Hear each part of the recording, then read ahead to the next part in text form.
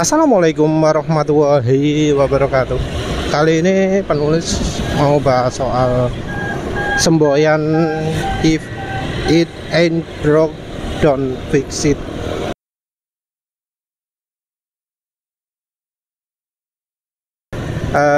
Artinya adalah kalau nggak rusak nggak usah diperbaiki. Kalau barang masih jalan oke, itu nggak usah diperbaiki. Tapi juga ada tambahan satu lagi untuk pepatah ini adalah kalau sudah ada gejala rusak, ya segera perbaiki. Jadi orang mungkin cuma pakai acuan yang awal toh, yang kedua ini nggak dilakukan. Ya yang kedua ini banyak sih alasannya ya, macam-macam, tapi ya biasanya ya ekonomi, kalau duit sih itu ya. Atau kalau kayak penulis ini ya susah negoni ya. Jadi untuk memperbaiki sesuatu negosiasinya sulit ya. Kalau kadang ada juga yang seperti sekarang ini, masih rusak di Jarno, masih gak sip di Jarno, tapi tahu konsekuensi ini. Jadi semboyan kalau nggak rusak nggak usah diperbaiki ini munculnya di program ya, di software, di komputer, terutama programming. Kenapa sampai muncul semboyan seperti ini? Karena kadang usaha untuk memperbaiki sering memunculkan masalah yang baru. Tentu ya ini untuk masalah-masalah yang kompleks ya. Misal komputer sering hang, terus coba ditangani gitu ya. Oh mungkin sering hang ini karena memori ini ya. Memori ini diganti, tapi ternyata malah makin parah, terjadi korupsi data atau apa lah. Tapi tetap hang, masih tetap hang, terjadi korupsi.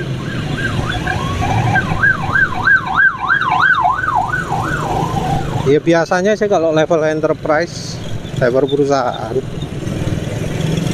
itu misal ada masalah yang menyebabkan ketidakstabilan terus mati-mati itu no problem. Yang penting data gak hilang. Kalau data udah hilang, itu masalah serius. Kalau untuk software program memperbaiki suatu bug sering memunculkan bug yang lain, karena memang yang namanya program itu kompleks sekali, dan yang buat biasanya banyak orang. Yang namanya perbaikan sering disebut patch ya, karena nambah yang satu bisa memunculkan lubang yang lain juga.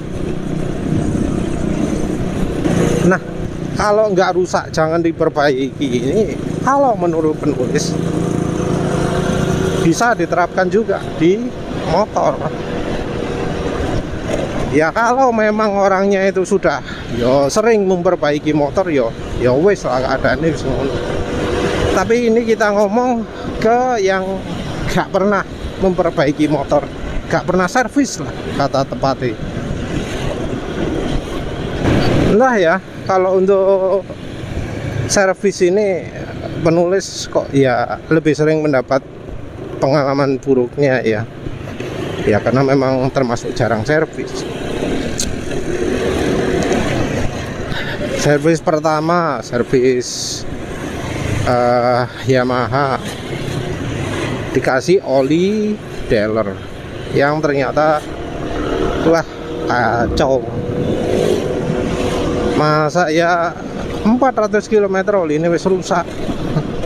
Tapi yo penyebab utamanya sih karena kualitas oli yang malumnya yang terlalu buruk lah. Itu wis yo kayak dia apa-apa no. Dulu pernah juga ada servis Suzuki, motor nyis, enak, suaranya halus. terus jadi kasar gara-gara diservis. Karena waktu diservis di player-player setempat. Asli ini suara motornya bener-bener mulus, halus gitu ya. Setelah servis pertama di player karo bengkel, karo mekanik, akhirnya wis dadi kasar suarane. Padahal wis bener-bener halus-halus aja dadi kasar. Penulis lupa ya, banyak kejadian mengalami servis terus jadi bermasalah. Pernah, oh ya, servis motor, setelan rantai gue bener ya. Setelah diservis dadi salah, karena ya mekanik-mekanik sekarang ini kan generasi muda ya, gak ngerti kalau nyetel rantainya motor bebek buatan Jepang itu nggak boleh, nggak boleh standar tengah. Walau secara SOP-nya itu standar tengah, tapi kalau mekaniknya pengalaman nggak goblok, itu mekaniknya pasti tahu kalau yang namanya nyetel rantai itu nggak boleh pakai standar tengah. Nyetel rantai itu harus dinaiki. Nah, rantai wis setelane wis gena-gena ya, disetel mana? Jadinya apa? Terlalu kencang. Karena terlalu kencang langsung jadi geret-geret gitu wis. Nggak begitu lama langsung molor rantai ini, wong kebetulan motornya merek Honda, partai ori Honda. Molor sedikit, setelan rantai terlalu rapat sedikit, hancur sudah. Nggak butuh lama ya, dinaiki cuma 20 meter gitu aja wis molor wis. Saking elek kualitas komponen ini ya, karena setelan rantai yang terlalu keras juga. Pernah juga ya setelane wis enak ya, setelane karbu enak, disetel mana karo mekanik. Jadi ini gak enak, jadi boros, jadi ya tarikan ya gak enak. Karena ya memang kalau mekanik nyetel karbu itu kan dalam posisi stasioner. Padahal kalau penulis nyetel karbu itu ya posisi jalan, sambil dengan jalan dirasa-rasakan. Ya beda lah. Yang terakhir, throttle bodinya NMAX ini diservis, tapi tukang servisnya gak duwe apa reset ECU nih Yamaha. Yang terjadi adalah idling stopnya harus diakali, sehingga saya kalau cuaca dingin nyalakan mesin kadang mati sendiri lagi. Pokoknya nyalakan mesin jadi prosedur yang lebih ribet daripada sebelumnya. Belum lagi konsumsi bahan bakar ya, padahal IS-nya dibersihkan, injektor dibersihkan, konsumsi bahan bakar bisa jadi 25% lebih poros. Kroso itu. Ya kasarannya 40.000 bisa 5 hari, jadi cuma 4 hari.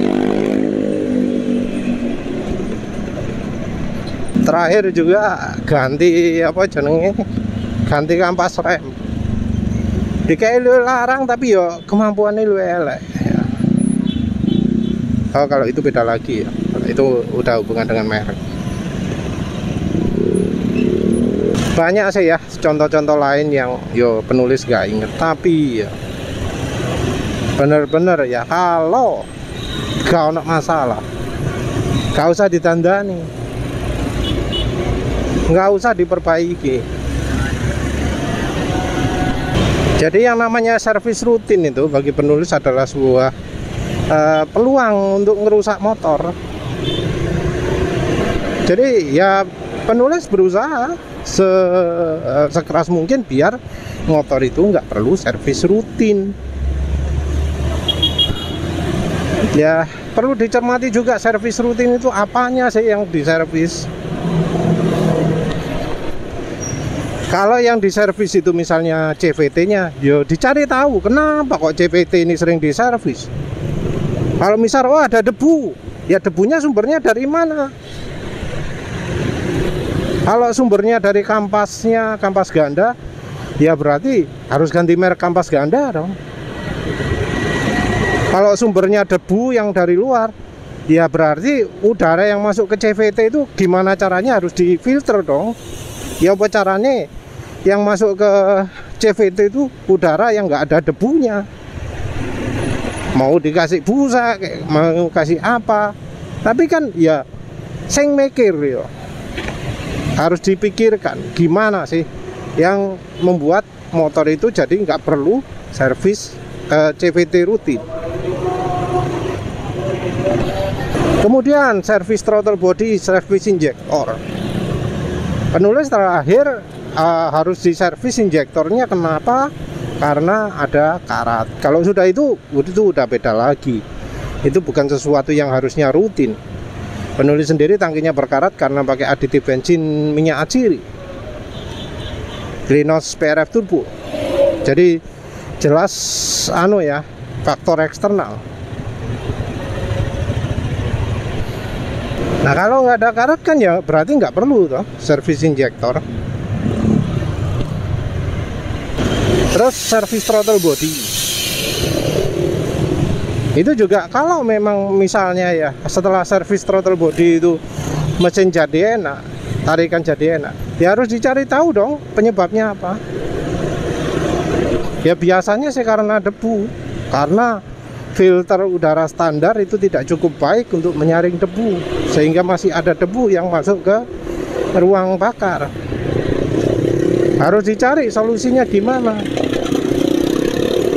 Mau pakai busa, mau pakai filter yang sudah dicuci air, semacam-macam lah. Tapi ya intinya gimana caranya throttle body itu nggak ada debunya lagi. Karena kalau sampai ada debu, itu artinya ada yang salah pada sistemnya. Mungkin standarnya sudah seperti itu. Ya artinya insinyur yang merancang kendaraan tersebut goblok, wis. Jangan dianggap pinter. Ada masalah ya berarti ada sumber masalah. Ya kita harus atasi sumber masalah. Kalau insinyurnya nggak ngerti, ya kita yang harus cari tahu. Harus diakali apa caranya. Kayak di mobil ISC yang kena kotoran juga, ya sama. Perbaiki filternya. Ya apa caranya di ruang yang masuk ke throttle body itu bersih udaranya, nggak ada debu.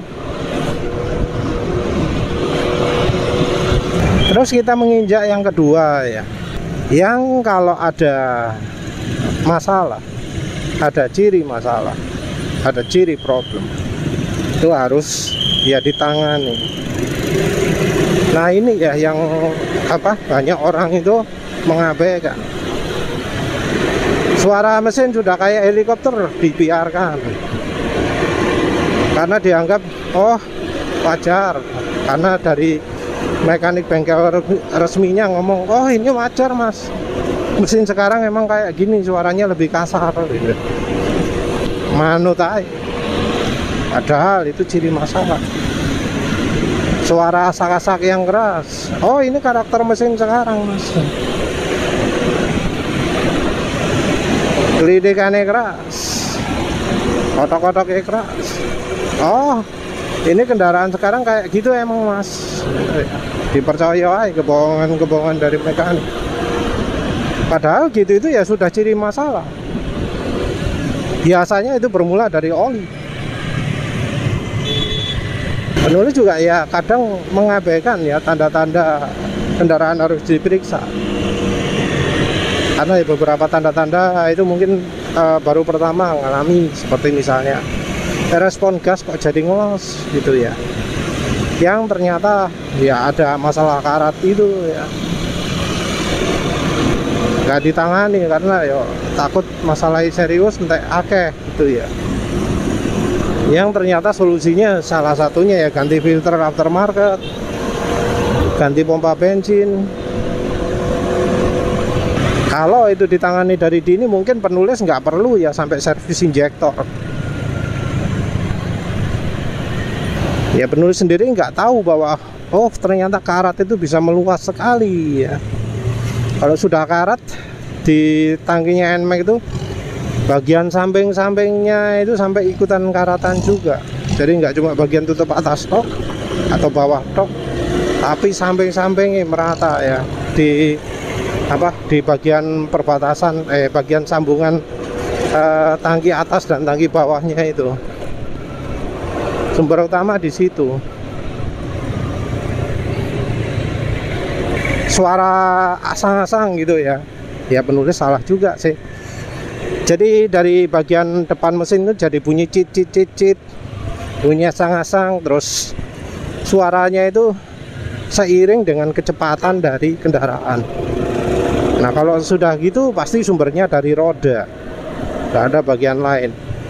Penulis sampai kepikiran apa ini bagian sambungan spakbornya, pemanjang spakbornya, ternyata enggak. Penulis akhirnya memutuskan remnya yang salah. Ternyata lebih parah dari itu. Bearingnya hancur. Bearingnya hancur sehingga ya ban jadi nggak lurus. Dan setelah diganti, penulis jumpai, oh ternyata kampas rem si utuh. Jadi nggak terlalu habis lah si ono, cuma lebih tipis. Ada satu pernyataan yang bikin penulis ngeri ya, ketika penulis ganti bearing itu. Dibilang penulis masih beruntung. Kenapa beruntung? Karena kalau sampai gotrinya itu pecah, salah satu saja gotrinya itu pecah, yang di bearing itu, nah ternyata bisa bikin motor itu jadi nggak bisa jalan lagi rodanya. Nah itu padahal rumah bearingnya itu udah betul-betul rusak. Jadi sedikit lagi itu bakal bakal rusak juga bola bearingnya itu. Jadi ya penulis beruntung sekali lah ya. Sudah ada ciri-ciri, segera melakukan pemeriksaan. Sebenarnya penulis nggak terlalu curiga dengan bearingnya ya, tapi lihat umur ya, umur motor penulis sudah mendekati 60.000. Karena ada yang Gojek bilang sudah ganti bearing beberapa kali, 4 kali, terus ganti komstir 2 kali gitu ya. Penulis ganti komstir sudah, yang ganti bearing depan yang belum. Ya penulis coba tanyakan kondisi bearing depannya bagaimana, dan ternyata sudah waktunya ganti. Kalau dari sisi rem sih ya, ada bunyi sereng-sereng, kekuatan rem mendadak jadi berubah. Itu merupakan tanda-tanda perlu ganti rem ya, ganti kampas rem. Ketika rem sudah nggak pakem. Tapi yang paling penting itu tanda-tanda yang ciri ada rusak, itu mulai rusak, itu adalah dari oli mesin. Karena ya entah mengapa ya kok sampai terjadi ada orang mengalami harus ganti bearing knock-on as, ganti bearing yang dalamnya mesin, ganti templar, ganti pelatuk ya. Mungkin juga dari itu ya, tensioner barangkali. Nah kok bisa seperti itu? Jadi suara mesin itu ya memang jadi seperti helikopter. Nah kenapa kok bisa sampai seperti itu? Kenapa sampai bisa kasar sekali? Karena kalau misalnya peka dengan suara halusnya mesin, itu nggak akan sampai terjadi. Ya mungkin memang salah satu penyebabnya adalah karena kualitas oli sekarang yang terlalu buruk ya. Bisa dibilang 90% oli yang penulis coba itu suara mesinnya kasar walau barusan ganti oli. Jadi termasuk sangat langka ya oli yang ketika habis ganti oli suara mesin itu halus banget. Apalagi kalau kita ngomong oli-oli yang baru, hampir nggak ada ya, sangat sedikit sekali. Oli-oli baru yang halus apa ya selain merek mahal. Ya mungkin ada Shell Rimula R4X, ada Adnoc, ada X10 double ester, ada BM1, oh BM1 enggak, sorry, Delta Loop. Kita ngomong halus awal ya, kita nggak ngomong soal keawetan, yang halus awal. Tentu juga ada yang halusnya agak lama. Kalau oli baru itu apa ya, sing awetnya lama ya, Mesran B40, Mesran SI40, walau nggak terlalu halus tapi halusnya iso lama. Yang bagus juga oli apa sebelumnya, sing roda truk ada namanya ya, ini Win Formula SCT ini. Sekarang pakai Win Formula SCT termasuk halus. Apa ya sing oli anyar yang halus itu ya, soalnya kebanyakan oli baru itu karakternya suara mesin kasar. Oh iya, oli orangnya SI40 itu yang termasuk halus juga, atau SI20W50 lek nemu. Oli GGI B40 yang untuk Vespa yang dijual per 400 ml itu juga lumayan halus. Itu sorry ya, itu oli lama ya. Apa ya oli baru yang halus ya? Lali. Karena kebanyakan oli baru itu kasar. Apalagi oli dealer, oli MPX, oli Yamaha Supermatic, itu walau kondisi baru suaranya mesin kasar. Mungkin itu sebabnya orang jadi nggak peka. Jadi ketika diomongi bahwa ganti oli ketika suara mesin sudah kasar, suara kasar apa yang dimaksud gitu loh. Karena mereka nggak pernah merasakan suara mesin halus, karena oli yang mereka pakai itu bikin suara mesin kasar terus. Oli Gardan untuk motor matic, kalau pengalaman penulis kalau sudah waktunya ganti, kalau olinya sudah terlalu encer, jadi muncul bunyi tek tek tek kritik gitu ya, tik-tiknya jadi makin banyak. Begitu ganti oli gak muncul lagi suaranya. Kalau olinya sudah mulai terlalu encer, jadi muncul lagi suara tik-tiknya. Tik-tik muncul ketika kita akselerasi agak keras di RPM mesin rendah ya. Apa mana tanda-tanda yang mengindikasikan sesuatu itu harus dibenahi ya. Ambolah lali, tapi ya intinya dua itu. Kalau gak ada masalah ya baiknya jangan diapa-apakan motor itu atau kendaraan atau mobil lah wis. Kalau memang sampai butuh sesuatu yang berkala, dicari penyebabnya apa, harus dipelajari. Misal ada ya yang ngomong, oh CVT itu harus diservis berkala, karena kalau nggak gitu kita nggak ngomong debu ya, karena tadi debu sudah, pelumasannya nggak baik ya, harus sering dilumasi. Nah yang kita perlu cek itu pelumasnya bagus apa enggak. Jadi pelumasnya yang penulis maksud ya grease-nya ya, karena ya ternyata kualitas grease dari motor Honda itu amat buruk ya, nggak bagus. Jadi ya kalau pemilik motor Honda terus kemudian mengalami kerusakan bagian CVT sebelum masa garansi berakhir, ya wajar, karena memang kualitas gemuknya, stempetnya buruk. Ya begitu pula bagian-bagian lain sih ya. Ini juga berlaku untuk minyak rem, berlaku untuk apa kulan gitu ya. Misal kalau Honda, masalah yang sering apa timbul kulan cepat habis, itu juga harus benar-benar diselidiki sumbernya dari mana itu.